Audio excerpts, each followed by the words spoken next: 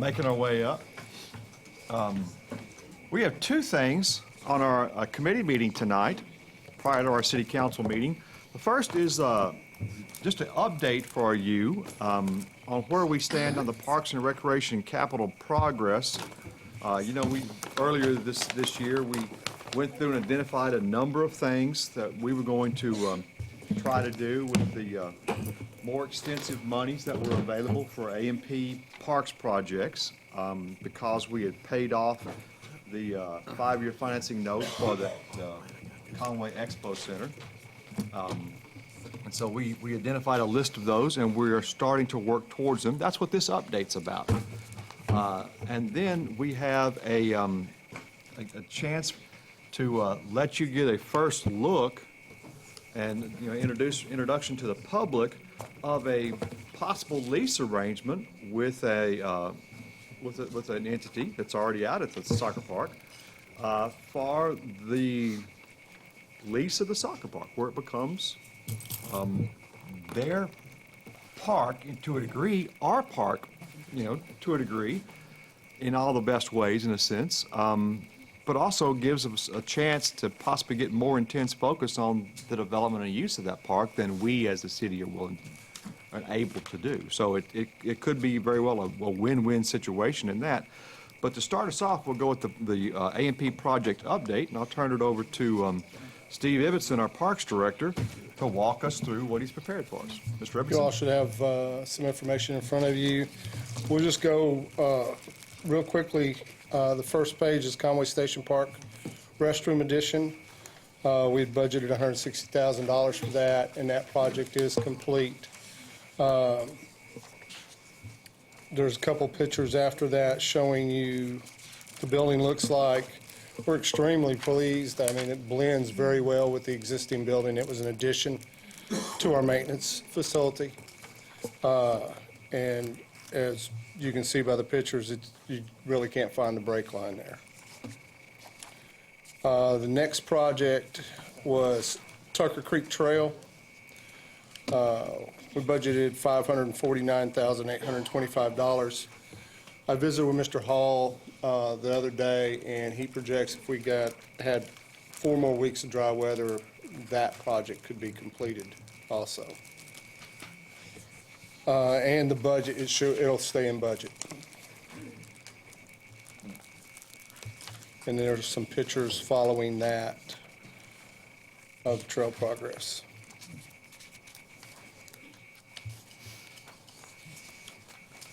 Quite a few of those, as a matter of fact.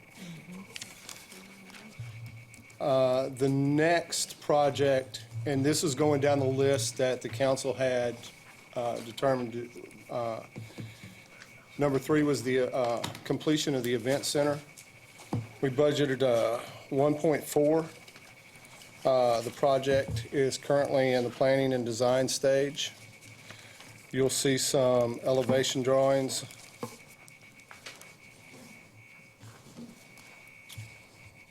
And as you can see, that we have also taken a look at the west side of the Expo Center to make that building blend with the front of what we're doing with the front, and add some, because we're going to be losing some storage area, creating some areas of storage on the building itself. There's also a site plan there. Let's go into that. Okay. Just a little bit more, just to make sure we can stick with the budget that you gave us. But since we are touching it, we want to make sure we give you an opportunity to look at what we could do beyond just build out the interior of that event center in front. There's going to be a suggestion made to you to extend a drive-through area like you'd see at a hotel, so you can drop people off at the front of this, which would be a really good feature for our big events, banquets that are held out there, that kind of thing. There's some materials that are going to be used on that are kind of special, and that's carried down the front of the event center. It's currently not there now. it's the J.B. Hunt building in Rogers Yes. has used these same materials, and it's really a really kind of neat looking stuff. But the people that are working with us, the Georg Anderson and Rick Sal and Associates, want us to take a look at seeing, since this is the introduction of the city to so many people that come to events here, dressing it up just a touch. That's an effort there. And you'll notice that those elements have been extended to those coverings on the entrance to the livestock pavilion on the left side and the northern entrance doors to the expo center on the right side.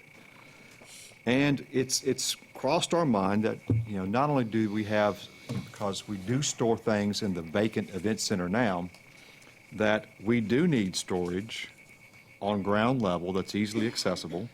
We do have the opportunity to close in some of those, looks like porches that stick off of the main expo center, to do that. But the west side, which is how so many people interact with that building, by entering it or looking at it, it's rather bland. We were doing it very utilitarianly when we built it, 6 years ago. It served its purpose, but it could be dressed up. So we're going to give you an option to dress that up a little bit.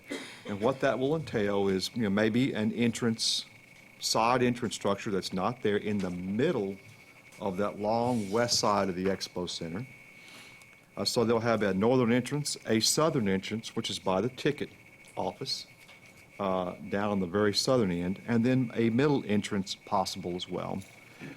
And you see, it's been already suggested that we add, on where we close in those porches, so to speak, that we add a brick portion on the lower, we've asked them to also go on and look at putting a brick liner on that west side all the way down it. So it's continuous instead of just intermittent like that. Just to show what could be. And that could be additional additive alternate to the bid. We don't have to necessarily agree to it up front. We can bid it, and if we decide it's too much, we can take it out. So we can approach it that way, but we want to at least suggest those ideas to you so we can, as long as we're touching the outside, let's touch it once. That type of approach. Now, you've been trying to say something. No, yes, sorry. Another road right here on the front. I mean, there's not one that comes in the front like just north to south like that anyway, is there? No, that doesn't affect Flip the next page. the roadways entering it. Those two stay the same. We do need to add an additional road into it from some other place or a better entrance traffic control thing. It does put that circle drive up to the event center underneath the awning. It does show that. Talking about that road going north, going north out of it's not there now. The one that's shown? Is that the one that comes Yeah, out of that the is highway the, and then you turn right? yeah, that is Yeah. the road to the highway. Yeah, that's there. I thought the turn came in quite well this way. No, you're pretty much looking at the very eastern edge of the event center when you come down the road. Really, we need a road out the other way. To the south. Yeah, that is the main road. But no matter what, no matter if we've got it in the right spot or not, we're not touching it in this plan. Any questions there? So what you're going to get a lot to look at when we come with presentations for you, so you can pull back. And then he goes into the floor plan design, which you will have to sign off on the interior design and the finishes and floor coverings and things like that. And if you remember the palette of materials we looked at when we did the airport, these will also challenge your design ability to capture design, but Did he look at that's me why when we he pay said for a professional. Now, Mr. Davidson, you can go on, I'm sorry. Okay. As you can see on the floor plan, it shows meeting room 1 and meeting room 2, with both of those meeting rooms being able to be broken down into 3 rooms on each side. So we'd have a total of 6 breakout rooms. along with the catering kitchen, restroom, and office out there.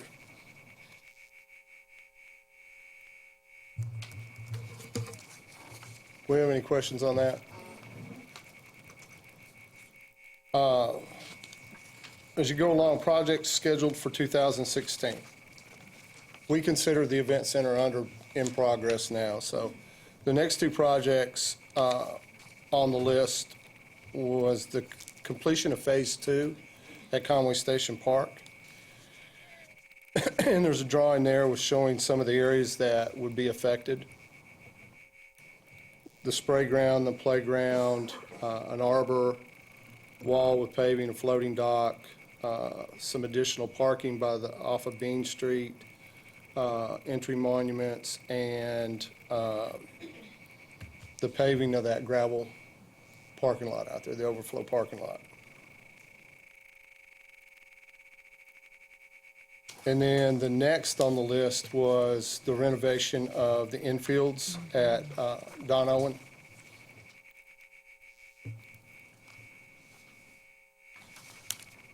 I'm going to suggest to you that we go ahead and get the planning and design work started sometime early next year so that we're ready to roll when funding is available That would be on both projects? on both projects.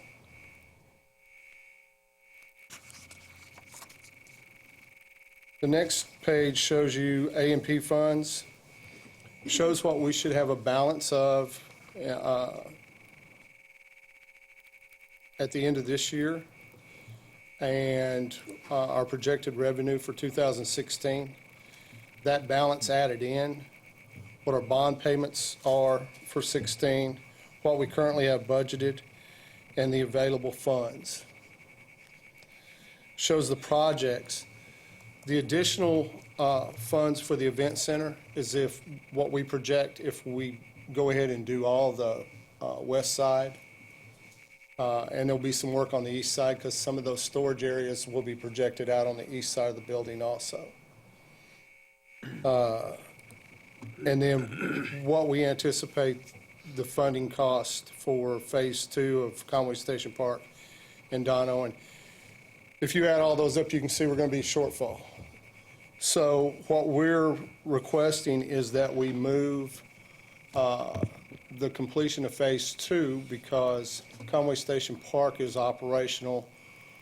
We're running tournaments. What we would like to do is move that to 2017 and pick up Don Owen, go ahead and do Don Owen infield because those fields need to be operational and they're in really poor shape right now. Are there any tenants or anything there now? We do, we have a few, but one of the things that this will allow us to do is we ship off so many teams on the weekends in the older age group. This will give us 3 usable fields and keep those teams in Conway. It'll also obviously make it more playable for our local leagues stuff. And we can also host larger girls softball tournaments that can play on that field now also. When you're talking about redoing the infield, will you go over what you're talking about doing? We're talking about taking out all the Donafield, bringing in a sub-base, a compacted sub-base, which is typically crushed gravel, and then putting turf on it with the backfill of sand and crumb rubber, much like you've got at UCA on their baseball field. Just wanted you to say that. Yeah. Thank you.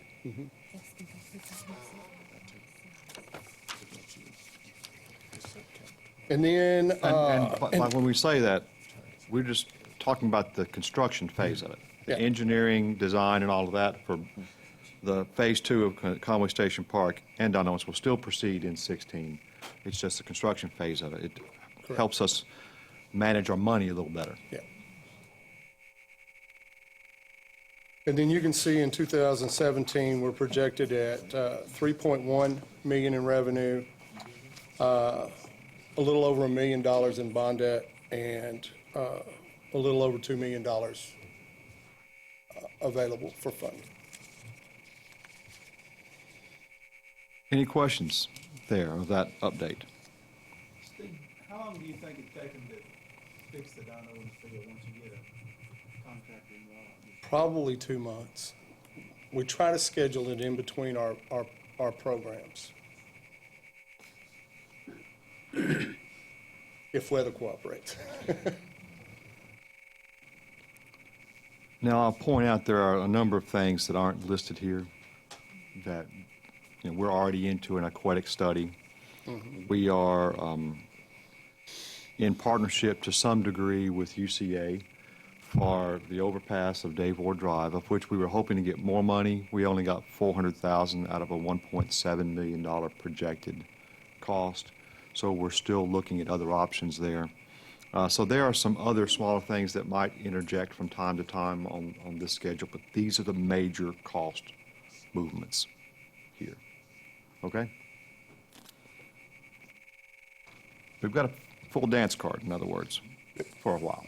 Well, and of course, the tennis community is anxiously awaiting any available funds. And the tennis and the swimming community, and Right. Yeah. I mean, there's a line of hands sticking out. So, very good. No other question there? And then we'll proceed to the lease agreement. Okay. Wait, one more quick question. Yeah. When Tucker Creek is completed, are we gonna have any kind of ceremony or, I mean, that is a big deal. We should, yes. That was the first, trail, and it's just taken so long to get it done. I really think, kind of welcome all the neighborhoods. I'm sure we can get the bike walking people to do something along the path that day, so, yeah, I think that would be something good to do when we get it done. But I don't think the rain's gonna cooperate for a while. Well, it may be For a while. we pick a day to officially do it. It may not be the first day it's actually Yeah. open, Yeah. but we have a grand opening day of some kind, yes. I think that's a good idea. Steve, on the, back to the dyno in the field, are we, first of the year, are we ready to roll to start getting the design, what all we need on it? Yes, in fact, sometime in January, I'll submit for planning and design for that. That won't take long to get that with just being the infields, the 3 infields. Get it bid out and have it ready to go to work in between seasons. Steve, would not doing the outfields, would that cause any kind of water backup? Now, the At some point. drainage is toward the outfield fence, so there's not any issues there. The whole, Now, Mr. Hall always tells me if you're draining something that big into something that big, there's an issue somewhere. And that's Now, what it seemed we're my head surface- is telling me, that we've got a really good drainage surface on the infield, we're surface drained. and we're, okay, Yeah. okay, all right. It basically, the pitch line is the outside of the infield. Pitches one way to the infield, pitches another way to the To outfield. the outfield, okay, okay, Is that fair? okay. The next is the soccer park lease agreement. We've been in discussions with Rush to take a look at them taking over the park, the operations of the park. Through the lease agreement, the main points are, they're going to take over all operations of the park. They're going to leave it open to the public, for public use. They have to honor all the existing agreements by the other entities that use the park now. And basically, we have no maintenance on it. Any improvements that they make will revert to the city when the lease is terminated. We've met with them probably 4 or 5 times. I know Chuck and I met with Michael about a week and a half, 2 weeks ago, and went over it. One difference that was made was we extended it from 10 to 15 years. In the 15, played into what grants are looking for. They need 15 years of operation. So we made that change. If they make improvements in the park above $2,500, they have to get council approval, and they have to show proof of the funds, that they have those funds available. But they're obligated to honor the lease agreements that we currently have with United Soccer, with CVC, and St. Joe, and the programs that we operate out there, which is flag football.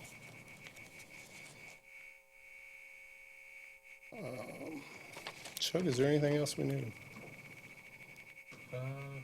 Pretty much we drafted some scratch. They were pretty easy to work with, which was always nice. When I kind of dug into this, I didn't realize, what I was really getting into in the beginning. There was several lease agreements that had been done in the past. I think 2003, 05, and 07 or 09. There were some other agreements put together, but this one's drafted up quite a bit differently. The other thing, that they have to notify us if any repairs or changes to the property, no matter what the value of that is, and I think that we all kind of agree that just an email to the mayor and copy Steve on that. So we're gonna know what's going on. We have the ability to come on and check the property out at any time that we want to. We've also kind of put in to protect adjacent property owners, so they're guaranteed to have access to the property at all times. There's lots of kind of checks and balances in there for them that I think work for them, but as well as for us. Because eventually this, keeping in mind this may come back to us, and we want it in a condition that we can do something else with it. So you said that everything that they do, the upgrades, all comes back to us after the end of this agreement? Yeah, anything if they add a scoreboard or build bleachers, I mean it's gonna be ours. Is there a reason that they have to come to us for approval of over $2,500? I mean, to me, if they're adding to it, I don't see why they would need to. Just to make sure, the question really is, it's just double checking that they're not gonna do anything that we have a problem with. That's why. I don't anticipate that being, why would we not agree to it if it's indeed an enhancement? But if they're gonna do something crazy, then we have a chance to stop it. And I think that's a protection the public would demand. But I anticipate everything they would come to us with would be something we'd be fully on board with. So. Everything that they mentioned, is stuff that Taking we crowns out, wanted to taking the do, crown out of the field. But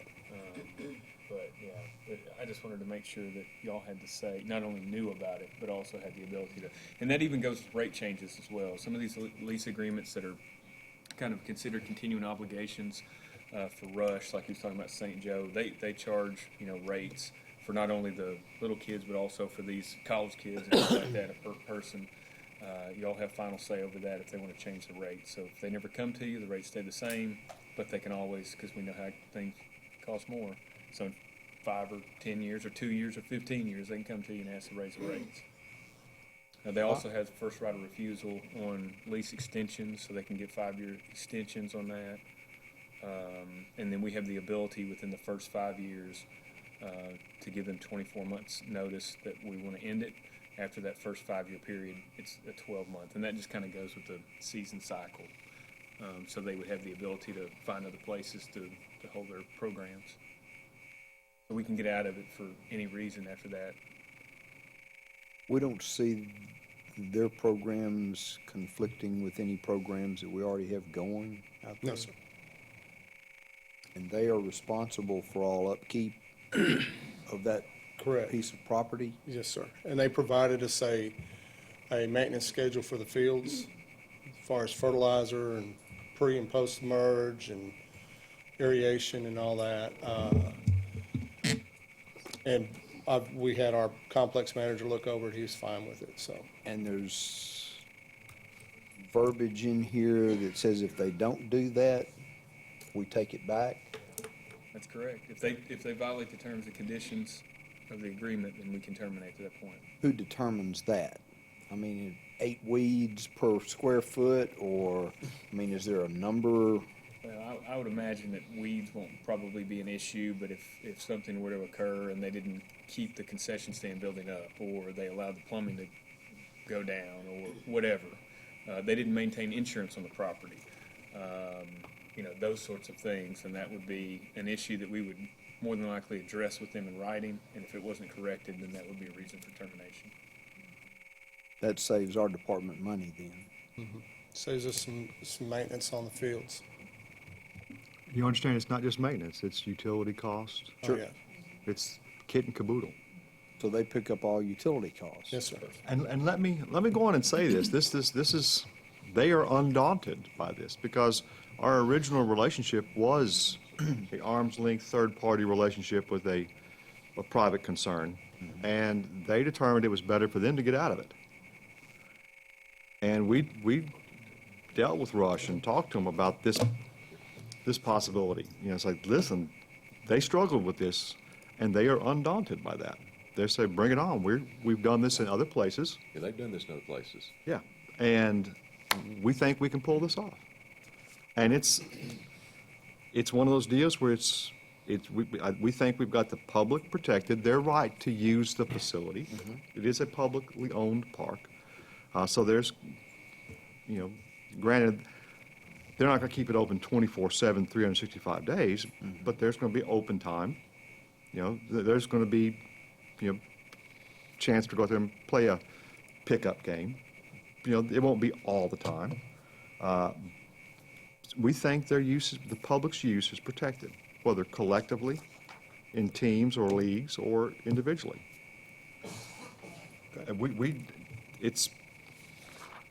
There's really not much of a downside at all for the public. So, any questions? I would say the brother's strange, but I'm not sure which one I'd insult. But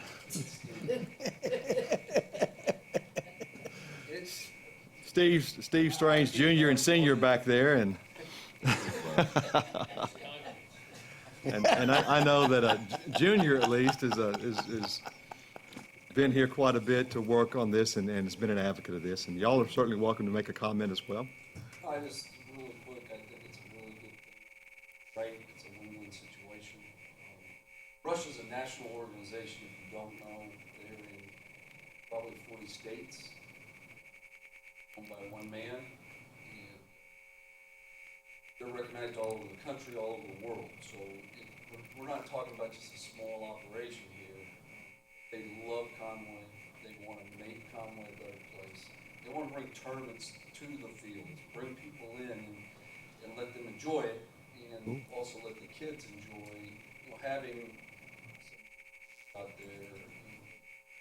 Not that Steve and Derek haven't done a good job out there, but if they can get in there, Mike Sartese, who's the head of director of coaching, has built these fields in Wisconsin, Pennsylvania. He knows how to really do it. So I think it's going to be a win-win for both. Good. That's my thought. And Stephen Campbell's also here. He's the treasurer of Rush. So, and Mike Sartese wanted to be here tonight, but he had to go back to Wisconsin. So we appreciate you guys thinking about this. We do, and I will say this much, that to make sure people are assured that this is not a situation where we would turn it over to Rush and they jack the prices up, because the prices will not change unless this council votes them to change. No, you're exactly right. That's a wonderful guarantee. We've talked about the prices will not change unless we come to you guys. We don't want to run people out of the park. It's good for us.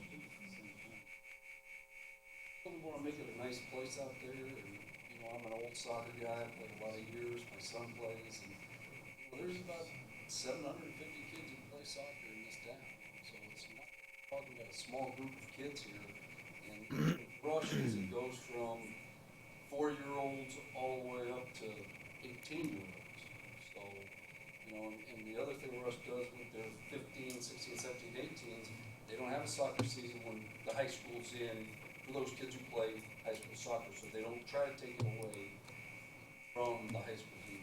They're just trying to bring some extra training in. They've brought some really good coaches in. The program development guy for London moved here with the Women's World Cup team, take UCA kids that are gonna be coaches, so they're looking at, last year they brought in the Netherlands coaches to coach you. So they're bringing guys that understand the game to Conway, which is, Very good. Any questions?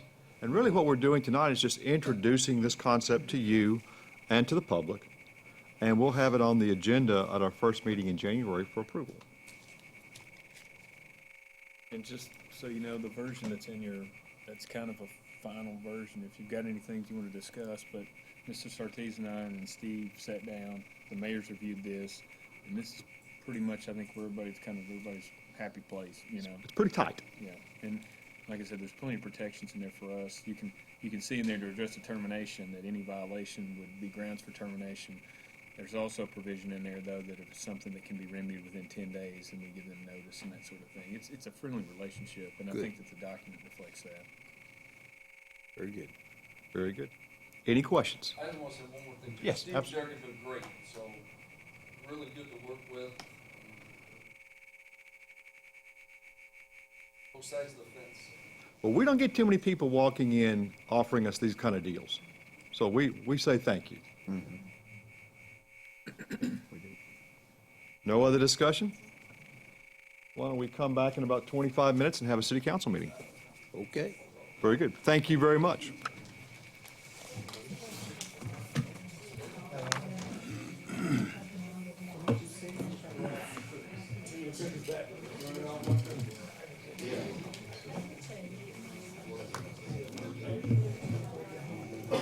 I know some little girl gets a chance to. Oh, she does? Now you watch.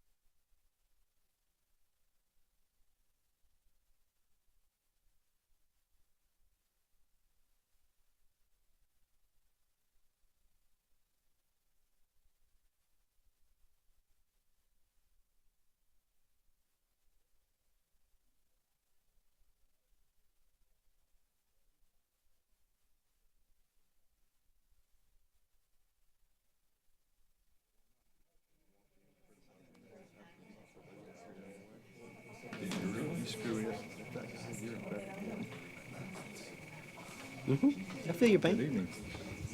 Put an updated one. Stephen Johnson actually goes by Andrew. That's important.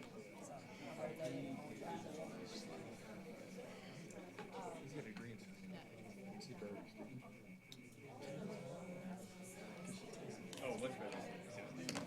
Wes said he used to be here, but I don't see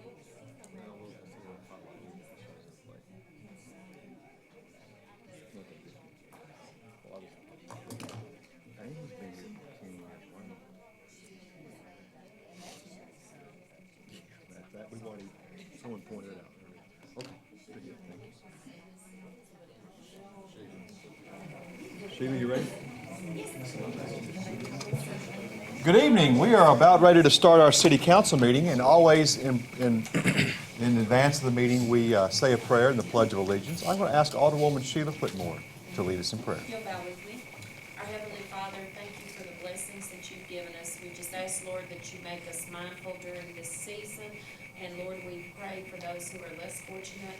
We ask, Lord, that everything that we do be pleasing in your sight, and with your name, you get the honor and the glory in all that we do. In your name. Amen.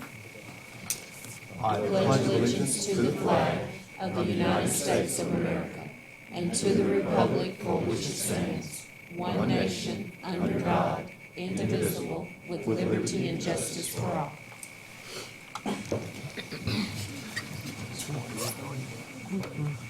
I will go on and call this meeting to order. Mr. Garrett, would you please call the roll? Mr. Hawkins? Here. Mr. Grimes? Here. Mr. Pruitt? Miss Mel? Here. Mr. Ledbetter? Here. Miss Smith? Here. Mr. Jones? Here. Miss Whitmore? Here. You should have received a copy of the minutes for the 2008 regular city council meeting. Is there any additions, corrections? Make a motion to approve as submitted. Second. Motion and second to approve the minutes as submitted. Any discussion? There's no discussion. All in favor of approving the minutes as submitted, signify by saying aye. Aye. All opposed?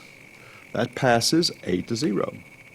If you will indulge me just a moment, I'd like to take an opportunity to recognize some of our employees. We have about 450 to 500 employees, depending on the time of the year, that work for the city of Conway, providing services for our citizens. We don't get a chance to say thank you near enough, so we'd like to take an opportunity on their anniversary date to give a special thank you to their service to the city. For 5 years of service, we have 2 people that have reached their 5-year milestone this month. Officer James Burrows with the police department was unable to attend, but Officer Andrew Johnson with the police department. Officer Johnson, come on up, sir.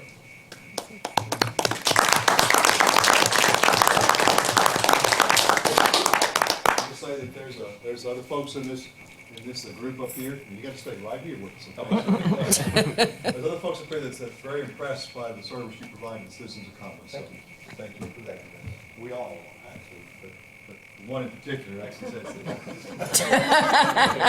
He has to work with you a lot. For 10 years of service, Officer William Oscar, Police Department, was unable to attend. 10 years of service, Amy Springer, Administrative Assistant with the Fire Department, which administrative cook at Bart Castleberry for a while. She was unable to attend. Captain Clint Smith, who is related to the folks around you.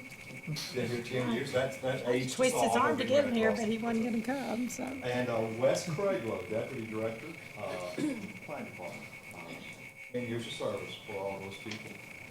And for 20 years of service, and I still, like I say this every time, it's recording, I know, but Bob Seeger, that great philosopher, I've always admired. 20 years, where are they gone?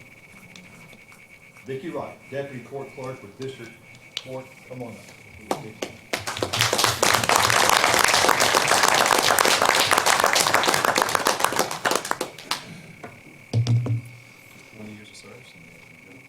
Let's give it a round of applause.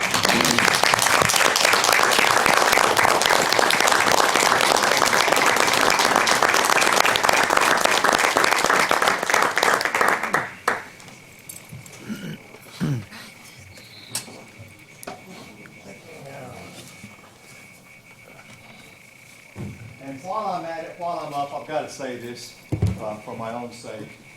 For the first time, this is the end of my 17th year in office, I've got my little girl here at the city council meeting. So Riley, stand up. This is Riley's council.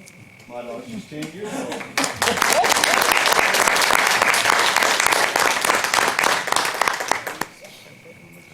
Keep an eye on Mr. Jack over there for me, if you will, okay?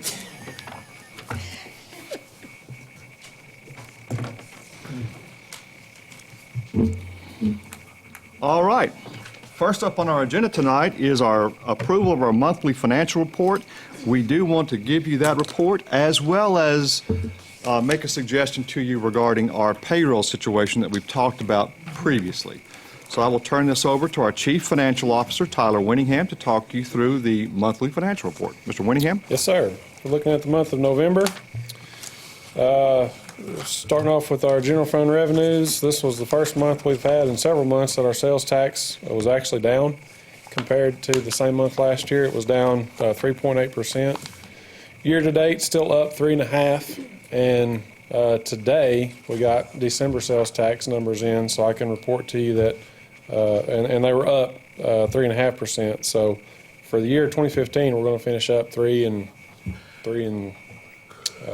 about 3.67%. So first That's year. the most we've had in, I think, 3 years, 4 years maybe. Yeah. So 3.67% is not a large percentage, but when you're talking this many dollars, it's close to $650,000. So that's a real benefit to our general fund budget and bottom line.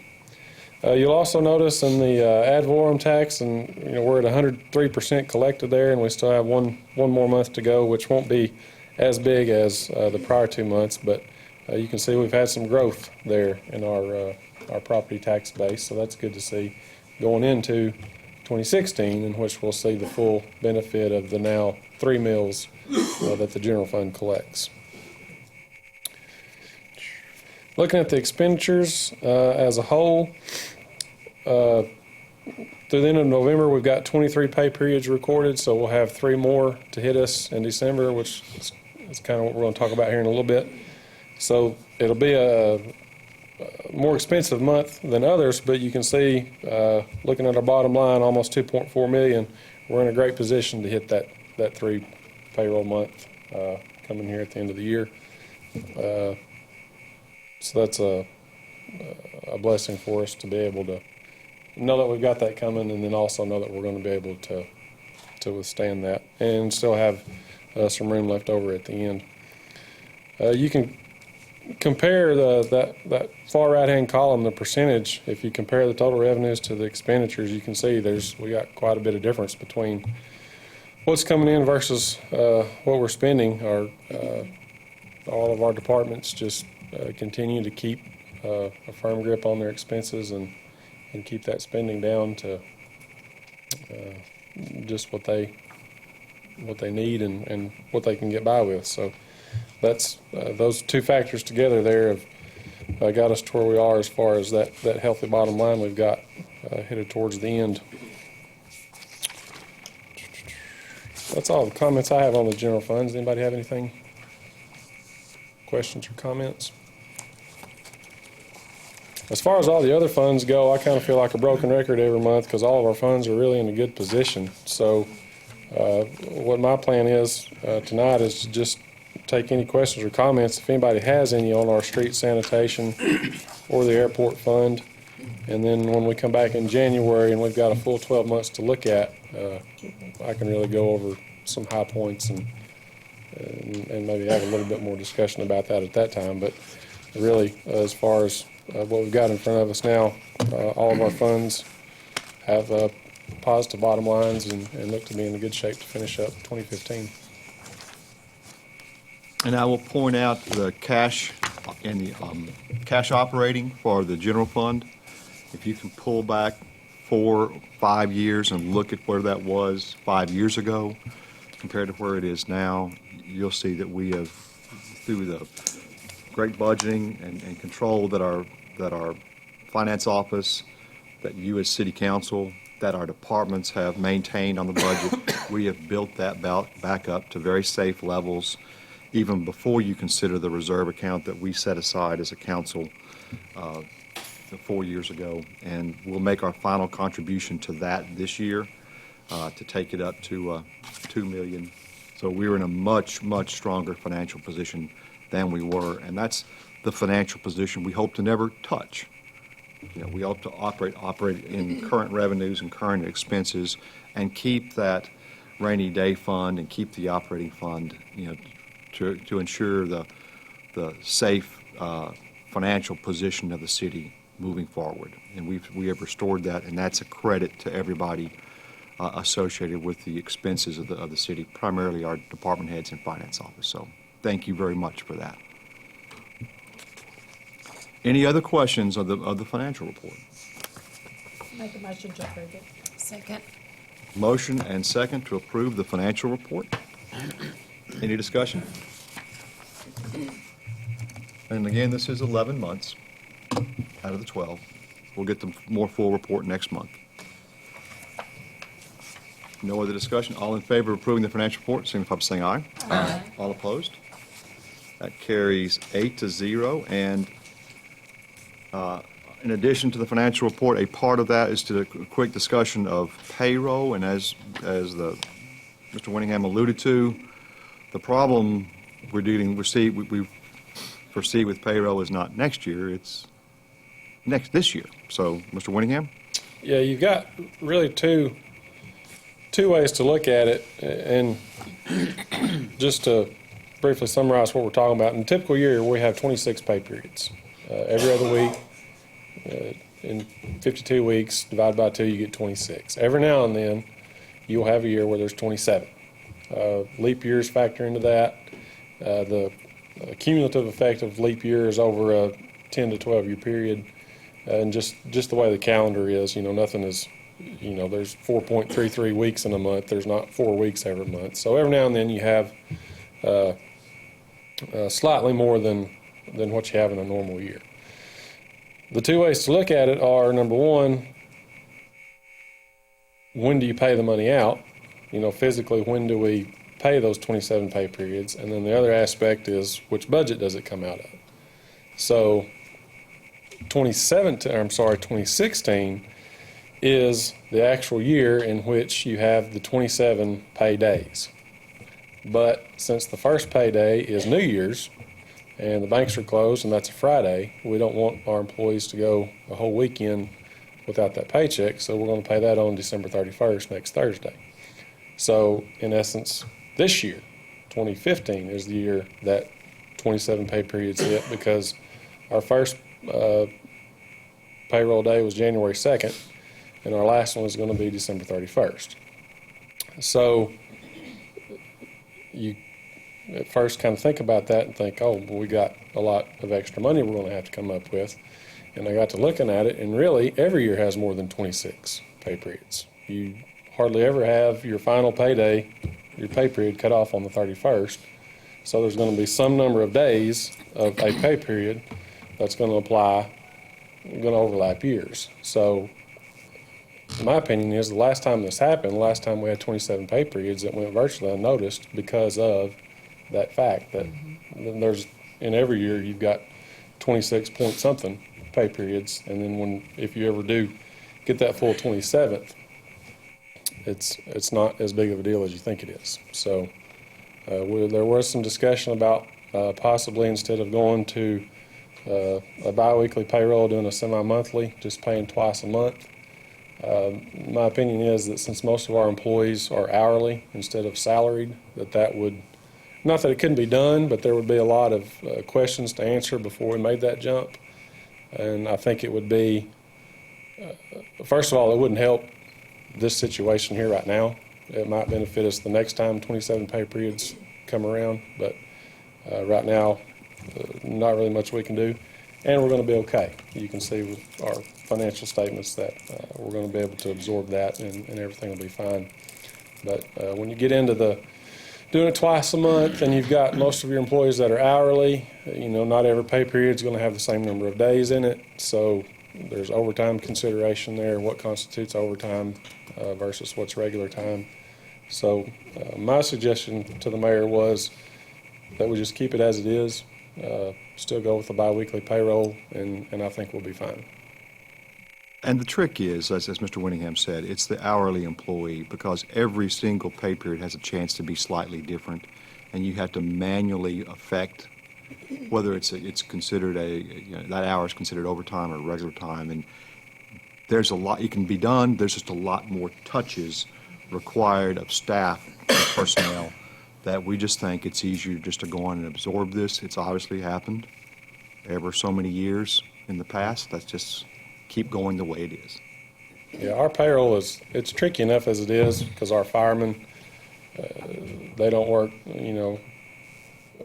obviously don't work a standard 40-hour week, as neither do our police officers. So we've got some variances there that we've already, got policies in place to take care of, and that goes smooth every other week when we have payroll. So, like I said, that was my suggestion to the mayor, was that we just keep it as it is, and I think we'll be fine. Just to make sure people understand what you just said. Yes. They don't work a regular 40-hour week.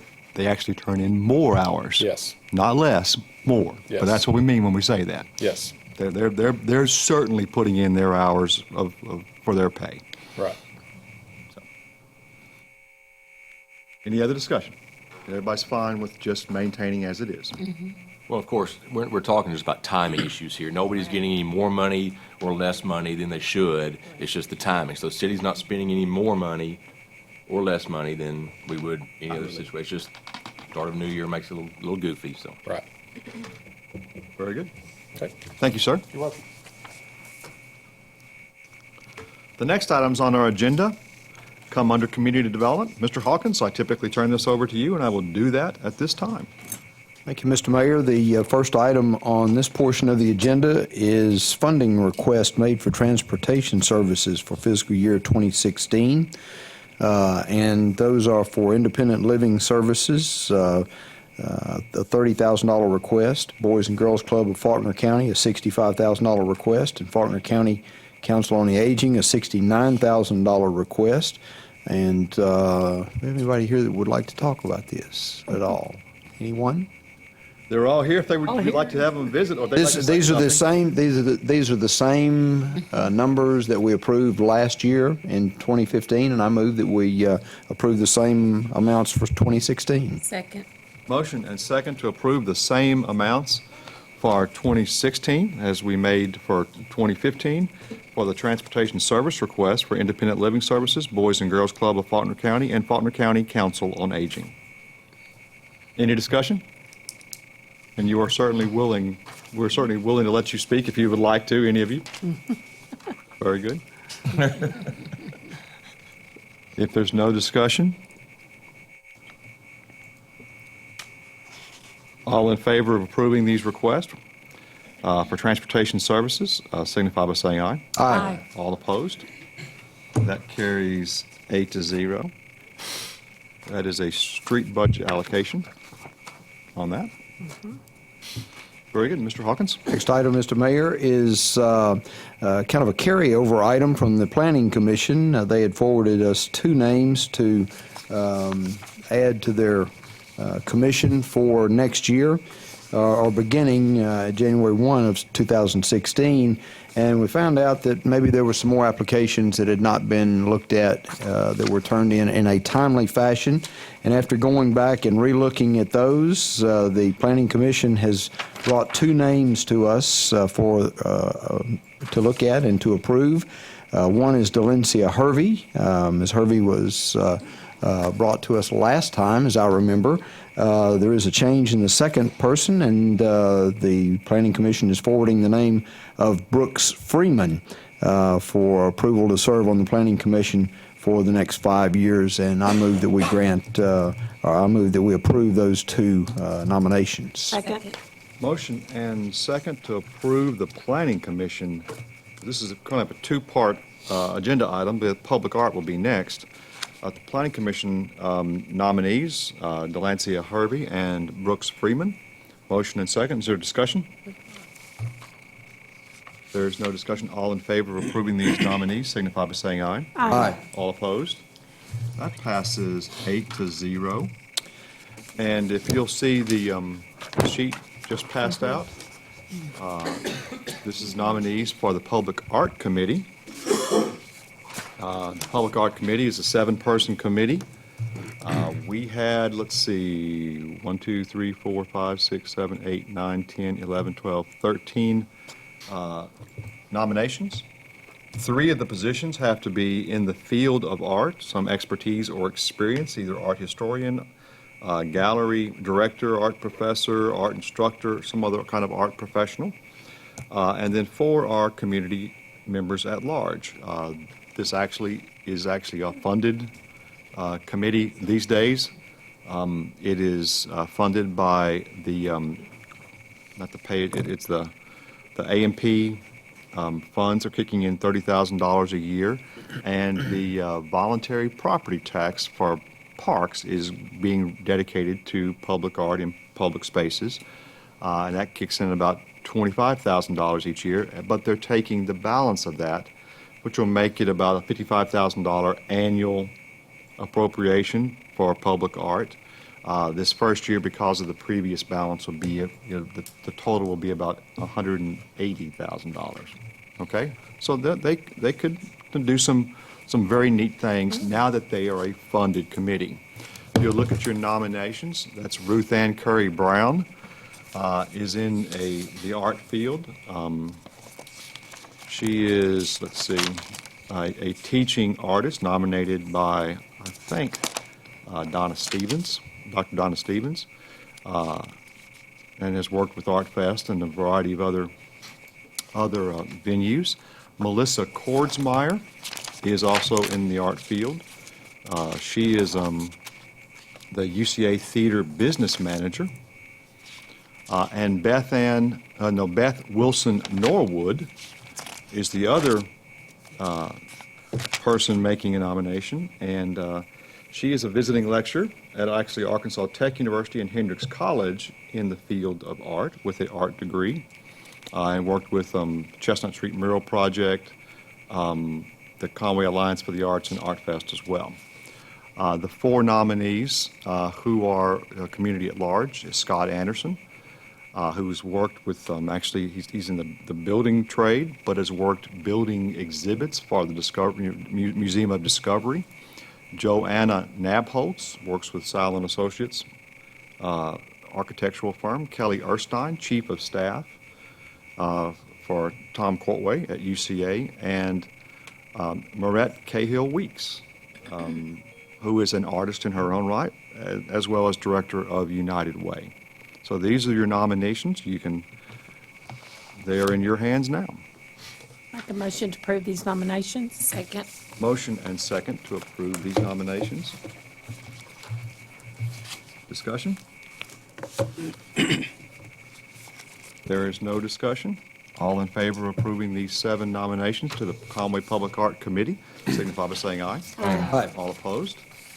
That passes 8-0. Mr. Hawkins? Next item, Mr. Mayor, is from the Street Department, from Mr. Finley Vinson, who is not with us this evening, but I see an able representative from the Street Department is with us, Mr. Ronnie Hall. And Mr. Hall, would you care to come up and talk to us about some bids for materials and services that were given to us, supplied to us? Be glad to. Thank you. I'm just to fill in tonight, but we did take bids for our 2016 materials and services on December 15th. The low bid for the gravel products was Webco for crushed stone at the plant, stone backfill and riprap, the Rogers Group for ballast stone, and Webco and Rogers Group tied for crushed stone delivered. That's our biggest product that we use, and we would recommend that we split those, divide the year into 6 months for each bidder. 6 months for Rogers Group and 6 months for Webco. Probably just doing alternating months. The concrete work Mallard Ready Mix was a low bidder for all of those items. concrete pipe, Scurlock was low bidder for all items except 15-inch arch, and Forterra was low bidder for 15-inch arch pipe. The concrete blocks was Conway Block, low bidder. The concrete work, WK Contractors was low bidder for all items except sidewalk. Lasker Brothers was low bidder for sidewalk.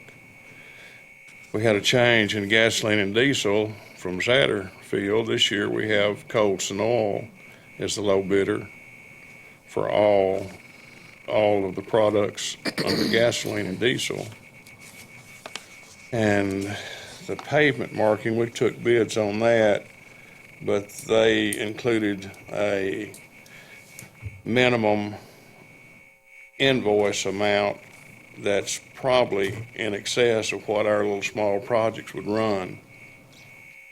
So we would recommend that we not award any pavement marking contract, but just use those bids as quotes and the basis for negotiating with these folks. So we would recommend approval of these items as presented in the memo. Second. Motion and second to accept these various bids. I do have a question on one of them, the one that tied, the crushed stone. You know, we often hear from Conway businesses saying, support Conway business. Well, one of these is and one of them is not. So if you get a tie and there needs to be a tiebreaker, I'd go with the Conway business as opposed to the one that's not here.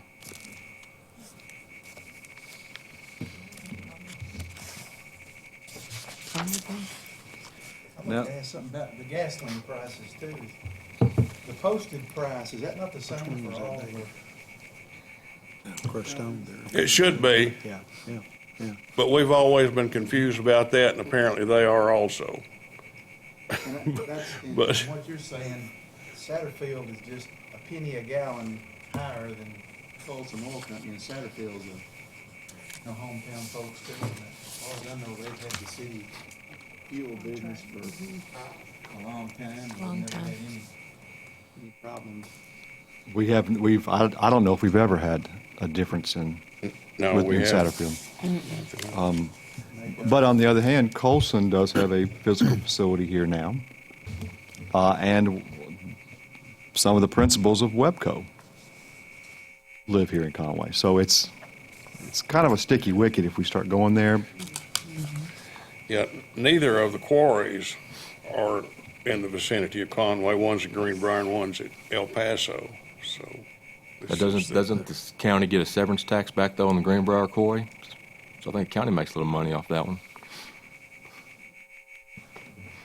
I just like shop local when we can. We encourage folks to do that. I'm not going to disagree with you. It's just that definition, we can wool around and argue But about. where's the bill mailed for the other one? Is it mailed to Conway?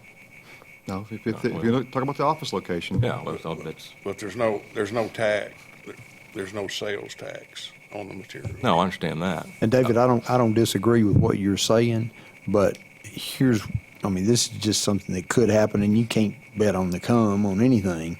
But one of these years, somebody will know that nobody else is going to come in from outside, and they're going to jack that price up, and they'll be the only bidder, and we could be stuck with something. Not saying that it would happen, just saying that that's a possibility, and you can't bet on something So like we that. do have the right to reject any bid though. I understand. We waive a lot of bids and go for the higher bid on a lot of things, especially that are more valuable than a penny a gallon. Yeah, oh yeah, yeah. I'd like to see us, for one, keep Satterfields. Where's the other company from? Well, we have a motion to accept these recommendations, so we would need to amend that in some fashion. I make a motion to amend the gas and diesel to allow Satterfield to have a contract. What about Walking Street? I'll do them separately. Is that second? Is there a second? Second. Motion and second on the amendment. Discussion of the amendment. Hey, where's this other group, the other gas company from? I'm just. Their headquarters is in North Little On Rock. Little Rock. Okay. They said they have a place here too. But I must say that Satterfield takes care of our fuel. They bring it to us before we run out. That's always good. I'm not sure that, we don't know that other folks would do the same. I would hope they would, but we know Satterfield How many will gallons take do care we of use us. per year? On average, how many gallons do we use per year? Sanitation as well. I mean, It's in the $10,000 to $20,000 gallon range, I believe. Now that's per product. Tyler may have a better, do you know how much? 20,000 gallons and a penny is $200. Yeah. It's substantial. Any other discussion on this amendment to award the fuel bid to Satterfield? That's all of them, correct? Yeah. Any other discussion? There's no other discussion? All in favor of this amendment to award the fuel bid to Satterfield at their bid price, signify by saying aye. Aye. All opposed? No. Okay, let's have a show of hands for the record. All in favor, please raise your hand. That'd be 6 for and all opposed, 2 against. Very good. So it is amended to give to award the fuel bid to Satterfield at the higher Satterfield bid price. I would like to move to amend the crushed stone delivered to, instead of split, make it 100% to Rogers Group. Crushed stone delivered, make it 100% to Rogers Group. Is there a second? I'll second it. There is a second. Discussion of that? There is no discussion. All in favor of amending this motion a second time to award all the crushed stone delivered to Rogers Group at the tied price? All in favor, say aye. Aye. All opposed? That motion carries 8-0. And we have the twice amended motion in front of us. Move for adoption of the amended motion, 2 times. Motion and second to approve the amended motion with these 2 slight changes. If there is no discussion, all in favor of awarding these bids as bid and as amended from the presentation, signify by saying aye. Aye. All opposed? That passes 8-0. Mr. Hawkins? Next item, Mr. Mayor, is an ordinance appropriating grant funds for the Spencer Street Brownfield Cleanup Project. And we've got $7,275.75 received from the U.S. Environmental Protection Agency on the line on this one. And we have an ordinance, it's ordinance 015. 148. 148. Make a motion that we waive the 3 readings. Second. Motion and second to waive the 3 readings and bring it forward for action on tonight's agenda. All in favor of waiving the 3 readings, signify by saying aye. Aye. All opposed? That passes 8-0, and the ordinance is before us for action. Move for adoption. Second. Motion and second for adoption. Any discussion? This is strictly an accounting ordinance, recognizing it in the budget as a revenue and placing it in the expense account, the appropriate expense account. If there is no discussion and being an ordinance, Mr. Garrett. Ms. Mel? Mr. Hawkins? Yes. Mr. Pruitt? Ms. Whitmore? Yes. Mr. Grimes? Aye. Ms. Smith? Yes. Mr. Jones? Yes. Mr. Ledbetter? Yes. That passes 8-0.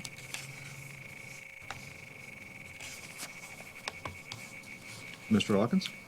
Next item, Mr. Mayor, is discussion of mutual termination of a lease agreement between us and Nucor Corporation on the Nucor building out in the southern portion of town. And I might let y'all handle this. Council, Okay. would you like to, or Mr. Mayor, would you like to? There is a variety of them. What this is Act 9 bonds, State of Arkansas Act 9 bonds, is one of the few things we get to do for economic development for companies coming in to the city of Conway allowed by the state of Arkansas. This is an Act 9 bond transaction that we are finally wrapping up. What happens for Act 9 bonds is that the companies basically will fund the payoff of bonds, which allows them to build their facilities and outfit it with equipment lots of times. But to issue the bonds that are public bonds, City of Conway bonds, which are never an obligation to us, they have to give us their plant and equipment.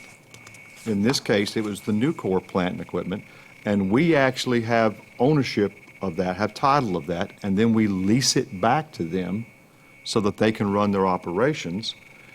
And because it's public property, it's not due property taxes, but to make up for that, they pay back property taxes as a payment in lieu of taxes, a pilot agreement.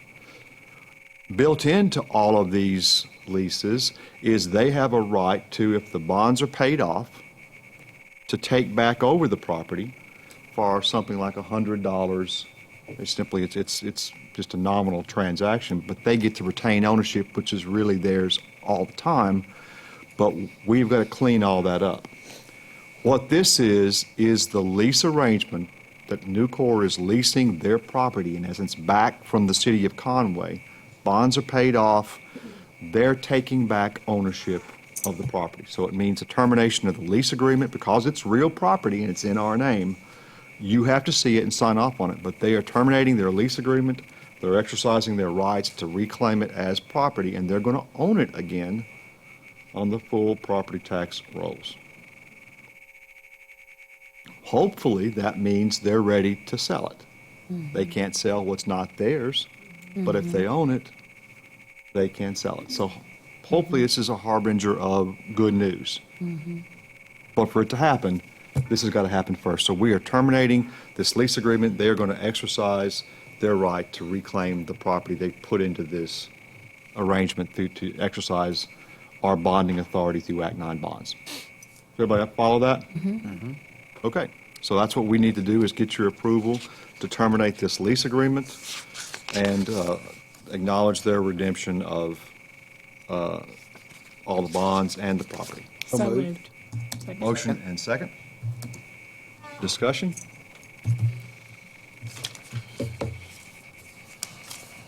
If there is no discussion, all in favor of approving this termination of lease and termination of our relationship with Nucor as property owner and bond issuer.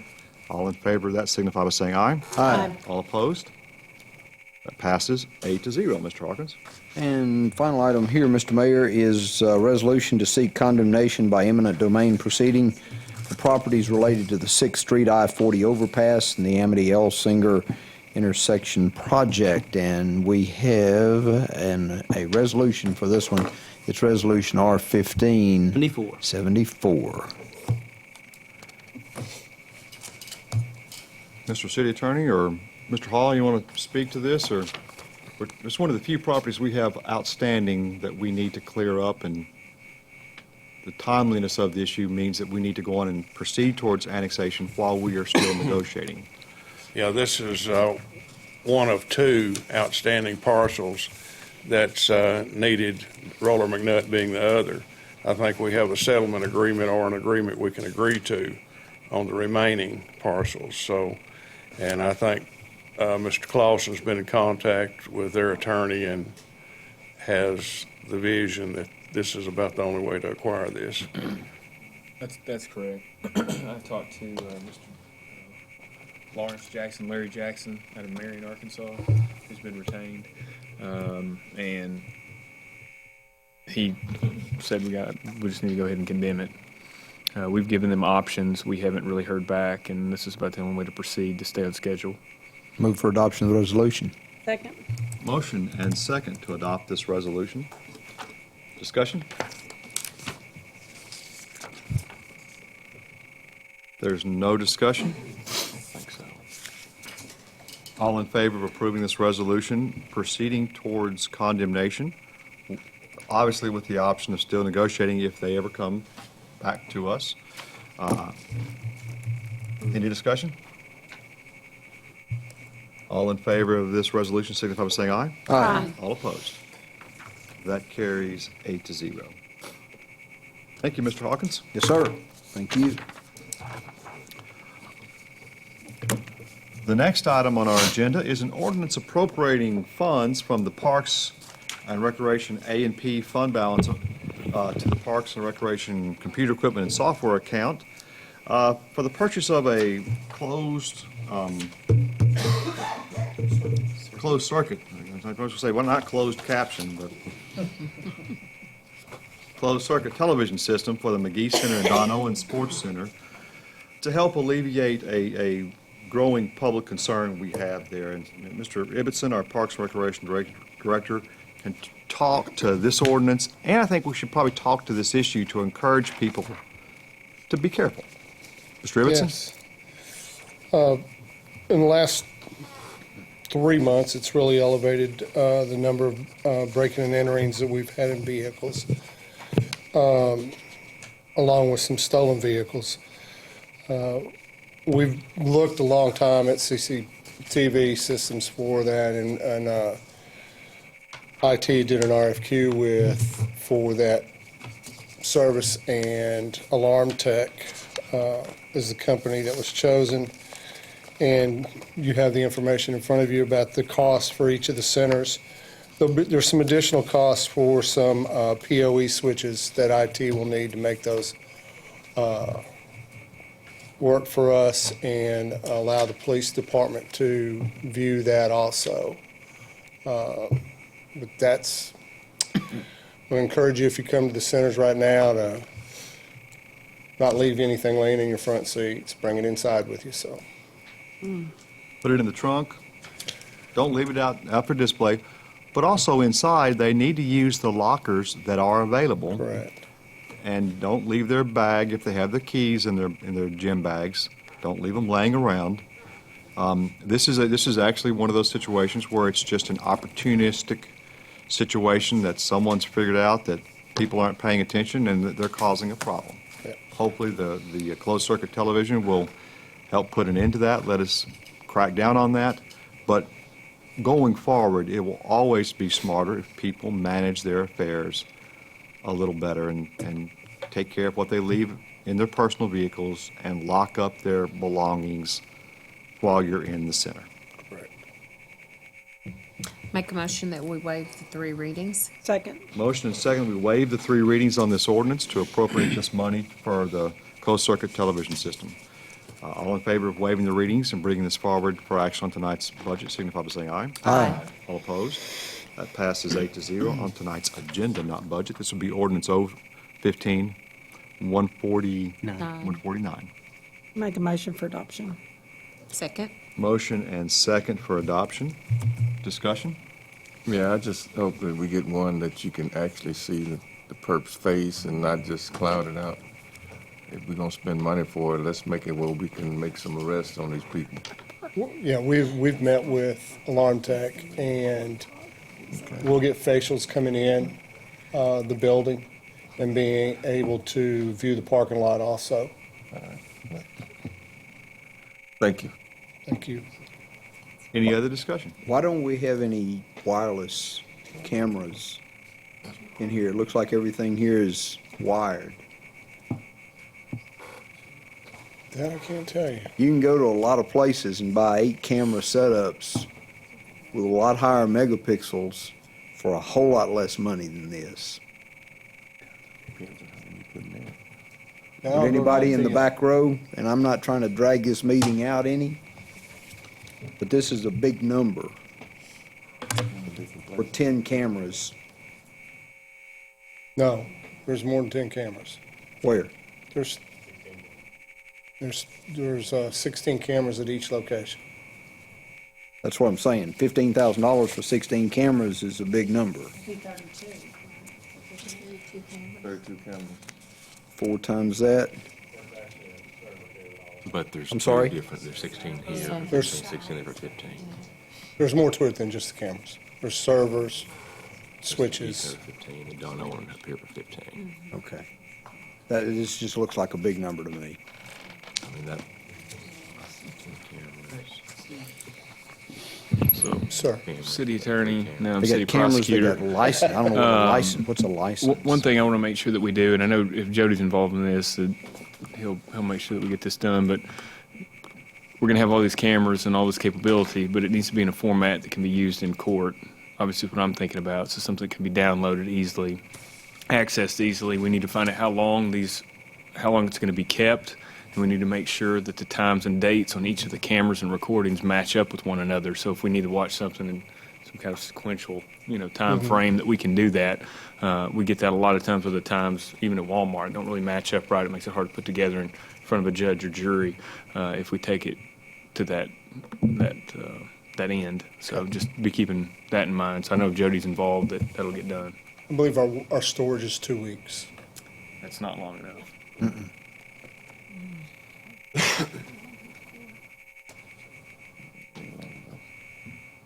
Can you buy more storage, I'm guessing? We ask for 2 weeks based on if there's an issue, the police departments come to us the next day.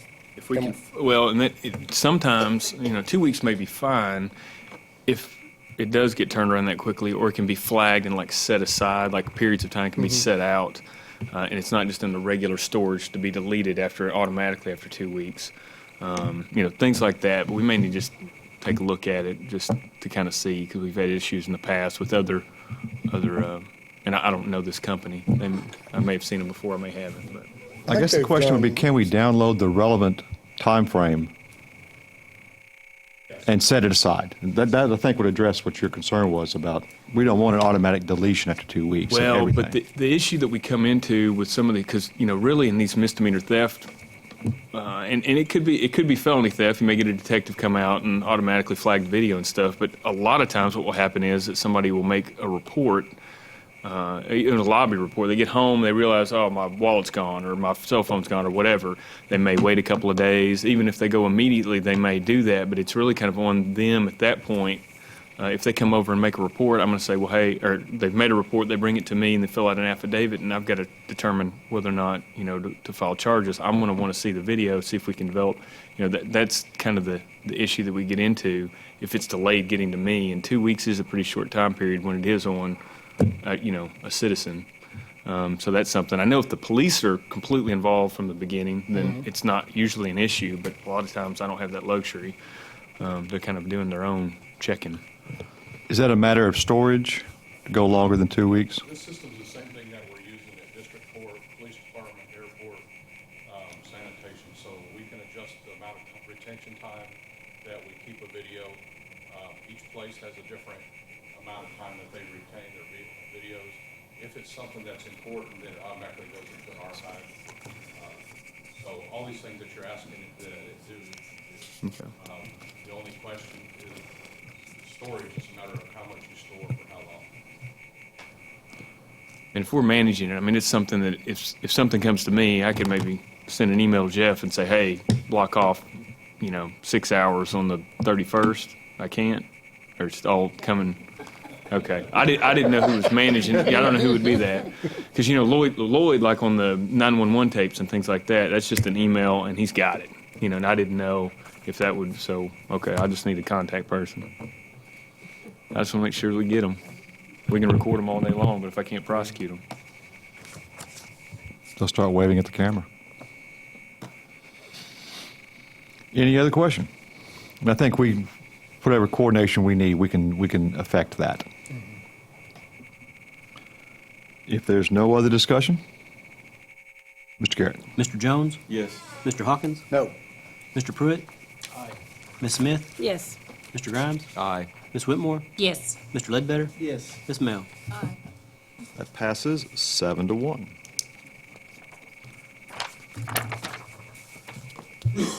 The next item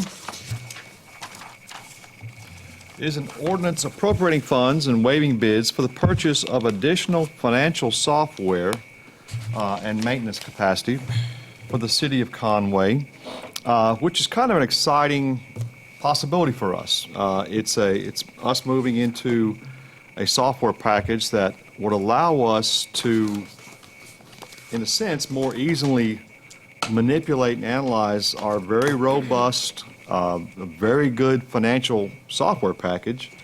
But this allows us to more quickly tie it together in making reports and presentations, and it allows us to show that graphically, not only to our departments, but to you as city council and the public, and to show history along with it. So you can track trends, you can see how things have changed over the years. This is all a cloud-based system. We have an ordinance that would appropriate the monies to fund this. We are waiving bids because it's over $20,000, but the annual cost of this is actually less than the bid amount. We're waiving bids with an excess of caution just to do this. But I've seen this. We've gone through demonstrations of it. I've seen it at expo centers, at expos areas. Shelley Mell was with me at National League of Cities, saw this demonstration. We have checked with other cities who are using this product. They work very well with our existing Springbrook financial software. This company, we will upload that financial information to the cloud, and they will be able to generate, if you want a pie chart to look at it, you can look at it in pie charts, bar graphs, you can trend line it. This will give us a lot of possibilities for transparency, and it's on an ongoing basis that gives us a chance to be transparent with our public, to make it more usable and accessible at a glance to you as a manager and director of the city. And also, we get a chance to compare across their network with other cities, to benchmark against them. So there's a host of benefits for this. And looking at it at a cost of, it's $8,000 a year in this particular 3-year, 36-month contract, with a setup fee of $2,500 or $2,800, something like that. But we recommend going to this, and I think this will be something that the public will be very excited, because we'll actually set up a portal on our website where the public can go in and look at these documents as well as us. So we think it's a great addition to transparency and allowing the public to interact with the financial, documents of the city. So we recommend going with this OpenGov as the best product in this niche of the market out there. I make a motion to waive the 3 readings. Second. Motion and second to waive the 3 readings. All in favor of waiving the readings signify by saying aye. Aye. All opposed? That passes 8-0, and the ordinance would be before us. It would be ordinance 015-150. Make a motion for the adoption of the ordinance along with the emergency clause. Motion and second to adopt this ordinance and its emergency clause. And thank you for noticing there was an emergency clause. That pricing is for this year. Any discussion? Mr. Winningham, anything you'd like to say about this, or Ms. Mel? I did get a chance to see it, and I think it really will allow people to be able to look at our financial information in the way that's meaningful to them, and instead of just, I've even asked Tyler for previous budgets or financial statements, and short of getting the audits, historically, it's hard to see a lot of that historic information. Now, I think we do have to give Tyler and his staff time to get the data, the pre-Springbrook, and talk about how far back do we want to go and how quickly we want to do this. Because it does feed from Springbrook, but you've got to actually pull it out, and then you can do it from anywhere. And look at it with graphs. If you want to look at the changes in taxes, if you want to look at overall budget stuff, you can drill down and I think match it up across departments even. I saw them do that. So it's really any way you want to look at it. It really is. You could say you want to look at the pension cost, retirement cost for the city of Conway. You can pull it out of every budget. This will do it quickly. Whereas if our finance office, working with our software that's not set up to do that, can do it, but it's more manual, it's slower. This allows it to do it quickly, and it presents it graphically to you, just a few mouse clicks away. Mr. Winningham? Yeah, if it gets approved, it would really be sort of a 2-phase process. We can upload our Springbrook data to the website, and then once they get done with it, that information can be accessed. And then they've assured us that our previous software package, that data can be extracted from it as well and included in the same website. So that is what I see as the biggest benefit, is to be able to look at multi-year trends in history, as the mayor said, whereas we could get that information for you, but it's a matter of us, pulling 1 year out of the software and, putting it into Excel and manipulating it, and then going back and running the next year, and then how many other years you want to look at. This product is going to have it all essentially at your fingertips. And it has budget versus actual, it really is going to provide, I think, that ultimate flexibility. Yeah, one of the cities I spoke with, they've not gone live yet, so it's not available to the public, but the finance director said she's used it fairly extensively just in her office to be able to answer questions that the city council has asked and whatnot. So it looks like it's going to be a good tool for everybody. Can this only be sold direct through OpenGov, or can it be sold through like a partner or a reseller? The reason I ask is for the no bid. I know that we're not bidding it to anyone else. Like, and Lloyd or Jeff might be able to answer this if it's sold through any other partners or anything. I'm not sure. Do you know, Mayor? They're a pretty young company. You deal directly with the company. Yeah, they're pretty young. I don't know that they have any third-party vendors or anything that they work with at this point. And really, the bidding is just precautionary on our part, because if it's not over $20,000 in a calendar budget year, Right. we don't even have to bid it. Right. I was just trying to, usually we save money doing that. And I just didn't know if it was a possibility or not. So- We're dealing so- directly with the company. Right. You can still do that and get in resale though. I'm just asking the software question, so. Yeah, I don't. Do you? I think you guys Lloyd know? shook his head and said no. Right, it's this company interfacing with Springbrook. Okay. The only thing that we may have something is with the batch file that actually does very little to do with as far as internal. Okay. It won't be on our storage either, it'll be on their storage. Cloud storage from there. Yeah, the cloud. Any other discussion? If there is no other discussion, Mr. Garrett? Mr. Hawkins? Yes. Mr. Grimes? Aye. Mr. Jones? Yes. Ms. Whitmore? Yes. Mr. Ledbetter? Yes. Ms. Mel? Aye. Ms. Smith? Yes. Mr. Pruitt? That passes 8-0. And the last item, and the emergency clause, thank you, ma'am. And the emergency clause, Mr. Garrett? Mr. Hawkins? Yes. Mr. Grimes? Aye. Mr. Jones? Yes. Ms. Whitmore? Yes. Mr. Ledbetter? Yes. Ms. Mel? Aye. Ms. Smith? Yes. Mr. Pruitt? That passes 8-0.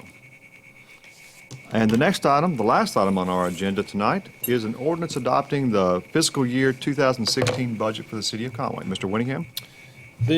All the figures you see here on the ordinance, you've been presented with when we sent out the budget a couple weeks ago. The only thing that you haven't seen, that next to the last line, the bonded debt service, and I've got a summary here to pass out so you can see those figures.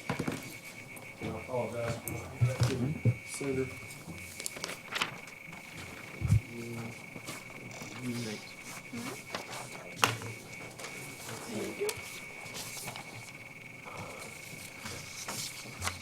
The bonded debt service, each bond issue has, of course, a dedicated funding source to make the payments on it. And just sort of as a matter of being completely transparent and keeping everybody in the loop as far as every dollar that goes out.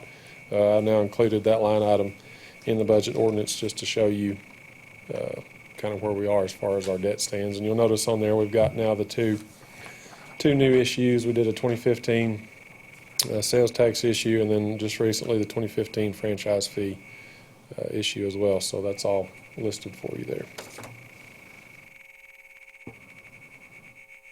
Very good. And we have the budget ordinance before you. I'll make a motion we waive the readings. Second. Motion and second that we waive the 3 readings, bring it forward for action on tonight's agenda. All in favor of waiving the readings signify by saying aye. Aye. All opposed? That passes 8-0. We have the ordinance before us for action. Make a motion for the adoption of the ordinance with the emergency clause. Second. Motion and second that we adopt this ordinance and its emergency clause. This will be ordinance O-15, 150. 160. 160, Oh, I'm sorry, 151. 151. That's what I got. All right, very good, 151. Any discussion? If there is no discussion, Mr. Garrett? Mr. Ledbetter? Yes. Ms. Whitmore? Yes. Mr. Pruitt? Mr. Hawkins? Yes. Ms. Mel? Aye. Ms. Smith? Yes. Mr. Jones? Yes. Mr. Grimes? That passes 8-0, and the emergency clause, Mr. Garrett? Mr. Ledbetter? Yes. Ms. Whitmore? Yes. Mr. Pruitt? Aye. Mr. Hawkins? Yes. Ms. Mel? Aye. Ms. Smith? Yes. Mr. Jones? Yes. Mr. Grimes? And that passes 8-0. And it's appropriate that at the very last action of the city council, and this city council year would be to pass the budget for next year. That's all the items I have on the agenda tonight. Adjournment. I mean, German. Second. Motion and second for adjournment. All in favor, say aye. Aye. All opposed. Isn't that good? Merry Christmas. all. Merry Christmas. Happy New Year for forever. Y'all, y'all. So Theo, you said, Theo. You see, they have a board.